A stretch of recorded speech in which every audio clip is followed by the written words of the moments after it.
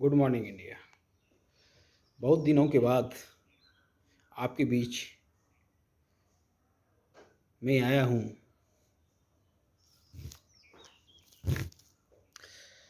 Lockdown के बीच कुछ ऐसी घटना हुई है जो अच्छी भी है, कुछ बुरी भी देखने को मिला है।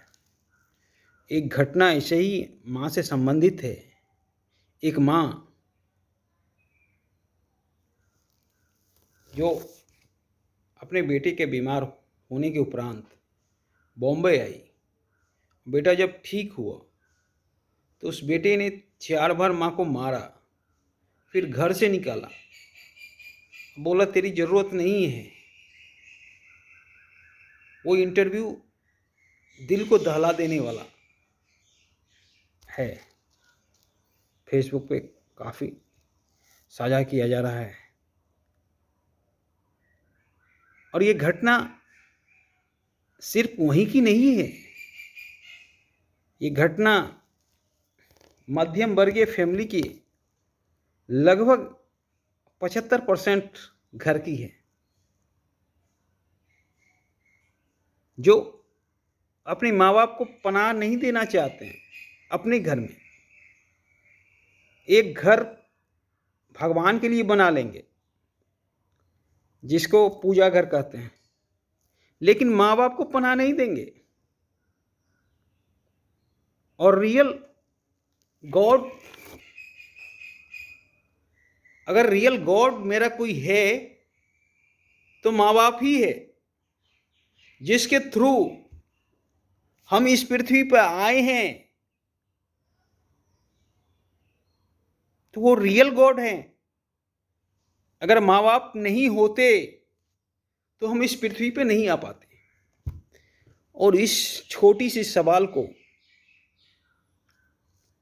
कोई बच्चा जान नहीं पा रहा है।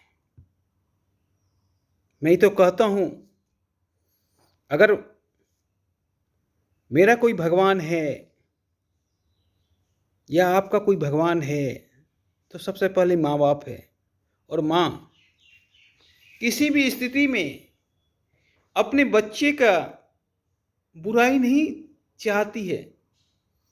चाहे माँ को कितना भी मारो, फिर भी उसका दिल तेरे लिए रोएगा, आपके लिए रोएगा।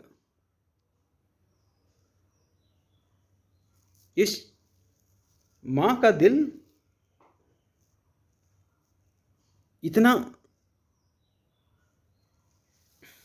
अपने बेटे के लिए धड़कता है, जितना दुनिया में कोई दिल किसी के लिए नहीं धड़कता है, उतना दिल माँ का धड़कता है अपने बेटे के लिए। चाहे उसे मारो, चाहे उसे गाली दो, फिर भी वो तुम्हारा बुरा नहीं सोचेगा। और ये हर घर की समस्या है। बहुत अच्छी फिल्म आई थी बागवान। बागवान में दिखाया गया है कि कैसे माँ बाप को अलग किया जाता है, कैसे माँ बाप को ताना मारा जाता है। बागवान में हर चीज दिखाया गया।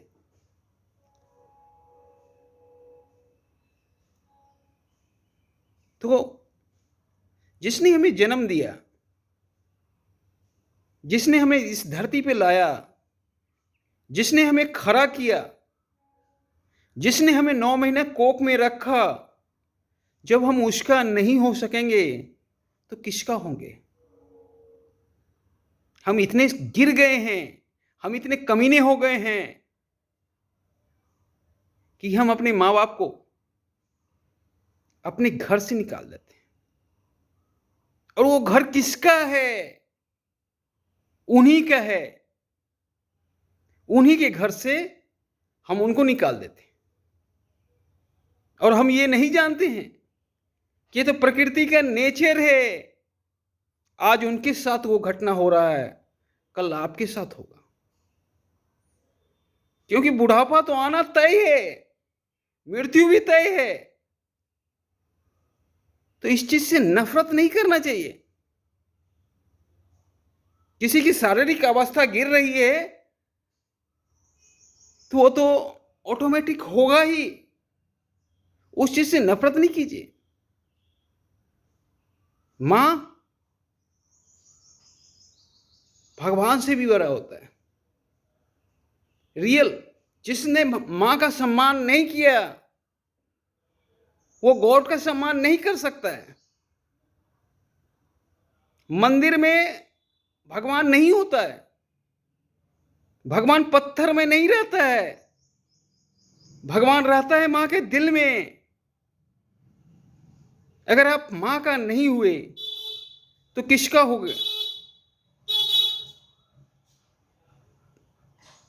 तो ये रियल आज की समस्या है और हर घर की समस्या है कि माँ बाप अपने बच्चों को पढ़ा लिखा कर बहुत बड़ा पैर पे खड़ा कराते हैं, फिर भी माँ बाप का जब जरूरत होता है तो वो बच्चा उनके काम नहीं आता है।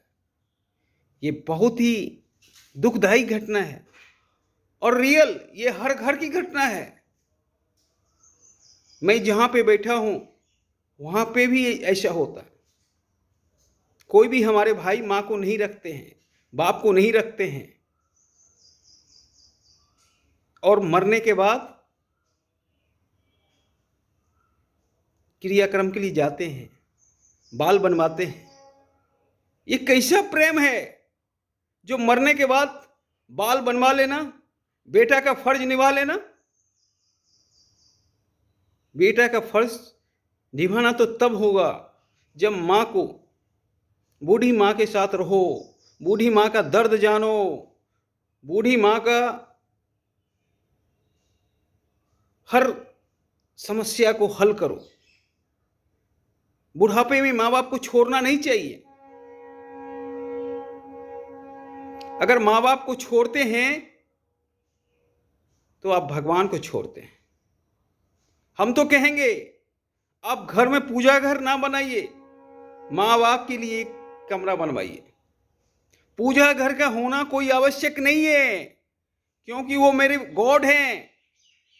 जब मेरे गॉड मेरे साथ हैं तो पूजा हो गया। और आप पूजा घर बनवाते हो और माँ बाप को रोड पे निकाल देते हो। ये कौन सा पूजा है? हमें समझ में नहीं आ रहा है। रियल में अगर आप माँ बाप का सम्मान करते हो तो गॉड का सम्मान करते हो।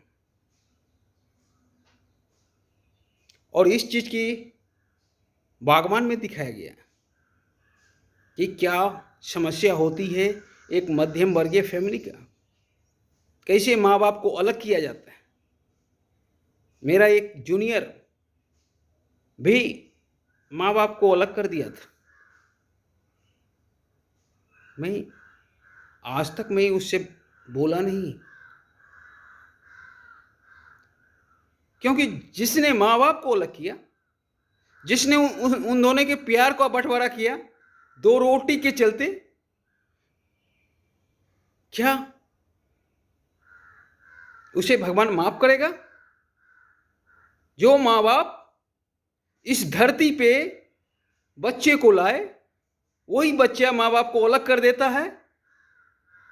शर्म करने की बात है। और कहते हैं हम संस्कारी हैं। हम संस्कारी नहीं हैं, हम बहुत गिर गए हैं। हम मानवता के नाते बहुत गिर गए हैं।